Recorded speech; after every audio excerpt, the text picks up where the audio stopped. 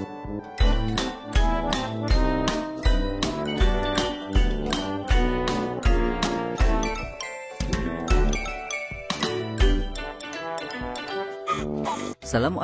warahmatullahi wabarakatuh. Halo semuanya, adik-adik yang manis.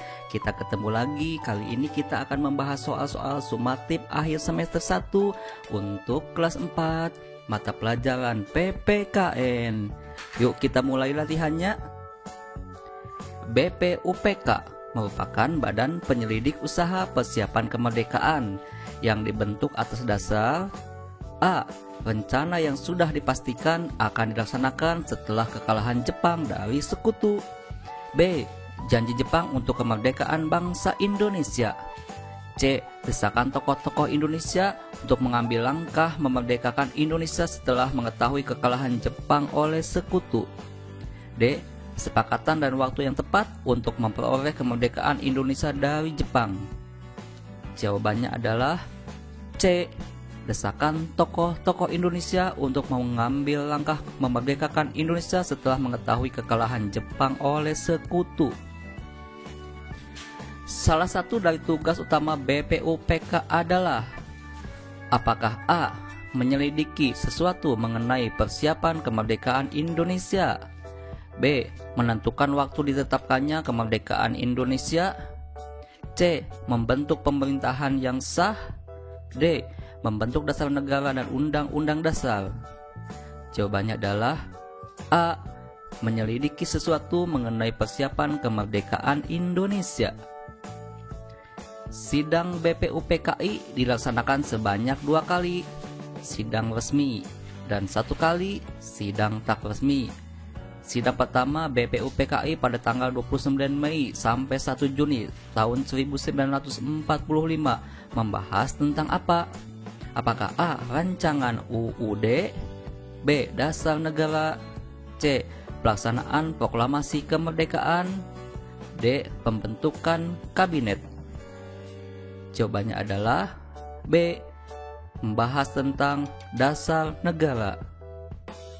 Mr. Muhammad Yamin mengemukakan pemikirannya tentang dasar negara pada sidang BPUPKI pada tanggal 29 Mei tahun 1945 dengan beberapa rumusan dasar negara.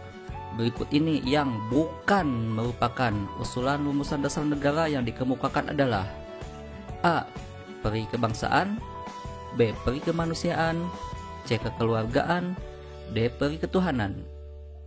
Jawabannya adalah C. Kekeluargaan. Berikut ini adalah rumusan dasar negara yang dikemukakan oleh Insinyur Soekarno, kecuali A. Kebangsaan Indonesia, B. Internasionalisme atau perikemanusiaan, C. Mufakat atau demokrasi, D. Musyawarah. Jawabannya adalah D. Musyawarah. Insinyur Soekarno juga mengusulkan nama Pancasila untuk dasar negara. Pancasila terdiri dari kata panca dan sila yang berarti: A. Panca berarti 5 dan sila berarti norma, B. Panca berarti 5 dan sila berarti asas, C. Panca berarti 5 dan sila berarti aturan pokok, D. Panca berarti 5 dan sila berarti kewajiban. Jawabannya adalah B. Panca artinya 5 dan sila artinya asas. Pada saat sidang BPUPK 1 diakhiri pada tanggal 1 Juni 1945, dibentuklah Panitia 8 yang diketuai oleh Insinyur Soekarno. Panitia 8 diberi tugas untuk A. Mempersiapkan pelaksanaan sidang BPUPK yang kedua, B. Memeriksa usul-usul yang masuk, menampung, dan melaporkannya kepada sidang BPUPK 2, C. Menyusun undang-undang dasar, D. Menetapkan waktu proklamasi. Jawabannya adalah B. Memeriksa usul-usul yang masuk, menampung, dan melaporkannya kepada sidang BPUPK 2. Rumusan bersama dasar negara Indonesia Merdeka dikenal dengan A. Dasar-Sila Bandung, B. Piagam Jakarta, C. Traktat Jakarta, D. Piagam Bandung. Jawabannya adalah B. Piagam Jakarta. Tokoh kemerdekaan yang menjadi ketua dan wakil ketua panitia 9 adalah A. Soekarno-Hatta, B. Soekarno Rajimanwedyodiningrat, C. Soekarno Agus Salim, D. Soekarno Supomo. Jawabannya adalah A. Insinyur Soekarno dan Dr. Andes Muhammad Hatta. Berdasarkan hasil sidang PPKI pada tanggal 18 Agustus 1945, rumusan Pancasila sebagai dasar negara tercantum dalam pembukaan UUD 1945 alinea keberapa? A. Pertama, B. Kedua, C. Ketiga, D. Keempat. Jawabannya adalah D. Alinea keempat. Dalam perumusan dasar negara, banyak sekali pendapat yang diajukan oleh para tokoh kemerdekaan. Namun keputusan tetap dihasilkan melalui jalan musyawarah yang panjang, sehingga disepakatilah dasar negara Pancasila. Hal ini menunjukkan bahwa para tokoh kemerdekaan tersebut mengedepankan nilai A. Keadilan sosial, B. Persatuan dan kesatuan, C. Kemanusiaan, D. Tanpa pamrih. Jawabannya adalah B. Persatuan dan kesatuan. Dalam merumuskan dasar negara, penekanan nilai semangat persatuan dan kesatuan sangat diutamakan oleh para pendiri bangsa. Hal ini dibuktikan dengan A. Usul-usul yang langsung dapat diterima, B. Usulan yang diterima adalah yang berasal dari tokoh yang berpengaruh, C. Usulan yang paling masuk akal dan akan dapat disahkan, D. Setiap usulan ditampung dan dimusyawarahkan secara bersama-sama. Jawabannya adalah D. Setiap usulan ditampung dan dimusyawarahkan secara bersama-sama. Norma merupakan kaidah atau aturan yang harus dipatuhi oleh setiap manusia dalam menjalankan berbagai aktivitas kehidupannya dalam lingkup A. Keluarga, B. Keluarga dan masyarakat, C. Keluarga dan lingkungannya, D. Keluarga, masyarakat, dan berbangsa bernegara. Jawabannya adalah D. Keluarga, masyarakat, dan berbangsa bernegara. Salah satu ciri-ciri dari norma adalah bersifat dinamis. Artinya A. Rigid atau kaku, B. Dapat diterima masyarakat dengan syarat tertentu, C. Dapat mengalami perubahan sesuai perkembangan masyarakat, D. Lingkup ruang yang sempit dan terbatas. Jawabannya adalah C. Dapat mengalami perubahan sesuai perkembangan masyarakat. Hal yang menjadi latar belakang diperlukannya adanya norma dalam kehidupan adalah A. Suku yang berbeda, B. Kepentingan yang berbeda-beda, C. Hubungan manusia dalam memenuhi tujuan untuk kepentingannya, D. Masyarakat yang majemuk. Jawabannya adalah C. Hubungan manusia dalam memenuhi tujuan untuk kepentingannya. Pernyataan berikut yang tepat berkaitan dengan norma adalah A. Norma merupakan aturan yang mengikat dan ditakuti masyarakat, B. Norma dipengaruhi oleh kebiasaan atau adat istiadat masyarakat setempat, C. Norma merupakan peraturan tertulis dan tak tertulis, D. Norma cenderung bersifat umum di seluruh wilayah Indonesia dan harus dipatuhi dan dilaksanakan. Jawabannya adalah B.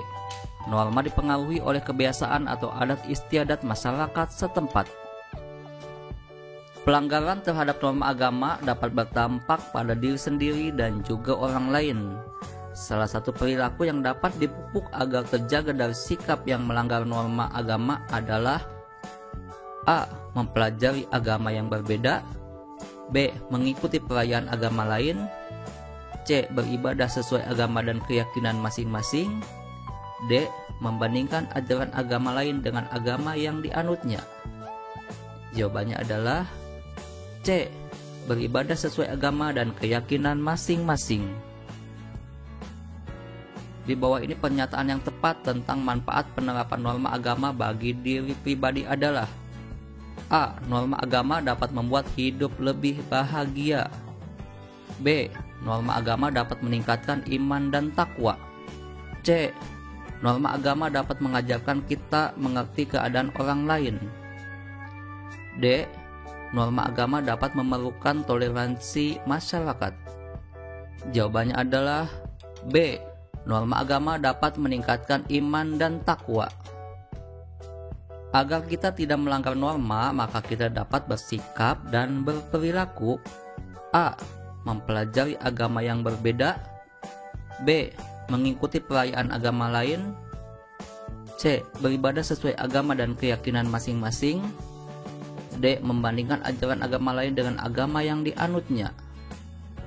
Jawabannya adalah C. Beribadah sesuai agama dan keyakinan masing-masing. Penyelenggaraan negara oleh pemerintah agar sesuai dengan aturan yang berlaku maka harus berdasarkan kepada norma. A. Agama. B. Kesusilaan. C. Kesopanan. D. Hukum. Jawabannya adalah D. Hukum. Di bawah ini yang tidak termasuk dalam sifat norma hukum adalah A. Tegas dan nyata. B. Memaksa. C. Mengikat. D. Fleksibel. Jawabannya adalah D. Fleksibel. Agar tidak terjadi gesekan antar anggota keluarga di rumah, maka hal yang dilakukan adalah A. Beribadah tepat waktu.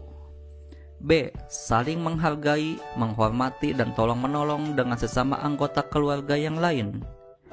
C. Membersihkan rumah secara teratur. D. Belajar sesuai jadwal. Jawabannya adalah B. Saling menghargai, menghormati, dan tolong-menolong dengan sesama anggota keluarga yang lain. Selain kewajiban siswa dalam mematuhi aturan sekolah, siswa juga akan mendapatkan haknya sebagai siswa. Di antaranya sebagai berikut ini, kecuali A. Bertanya pada guru. B. Menggunakan sarana belajar di sekolah. C. Bermain-main di sekolah. D. Mendapatkan pelajaran. Kecuali C. Bermain-main di sekolah. Musyawarah merupakan cara pengambilan keputusan bersama yang sesuai dengan prinsip A. Kesetaraan. B. Demokrasi Pancasila. C. Keseimbangan. D. Kemakmuran. Jawabannya adalah B. Demokrasi Pancasila. Sikap yang harus dihindari dalam mewujudkan suatu kesepakatan atau permasalahan melalui musyawarah adalah A. Menyampaikan semua usulan yang sudah dicatat sebelumnya. B. Memaksakan kehendak kepada anggota lain. C. Mencatat hal-hal yang penting pada usulan anggota lain. D. Memilih orang lain untuk berbicara dengan materi atau ide kita. Jawabannya adalah B. Memaksakan kehendak kepada anggota lain. Untuk memperoleh keputusan bersama, maka dalam musyawarah harus A. Mementingkan kepentingan bersama dari kepentingan pribadi atau golongan. B. Mementingkan kepentingan pribadi atau golongan daripada kepentingan bersama. C. Mementingkan kelompok kita sendiri. D. Memperhatikan keputusan yang dianggap masuk akal. Jawabannya adalah A. Mementingkan kepentingan bersama dari kepentingan pribadi atau golongan. Semboyan Bhinneka Tunggal Ika menjadi sangat penting di tengah keragaman masyarakat untuk dipahami, dihayati, dan dilaksanakan nilai-nilainya. Hal tersebut untuk mewujudkan kehidupan masyarakat yang A. Kuat, mampu, dan merdeka. B. Selaras, serasi, dan seimbang. C. Maju, bebas, dan kuat. D. Merdeka, kuat, dan adidaya. Jawabannya adalah B. Selaras, serasi, dan seimbang.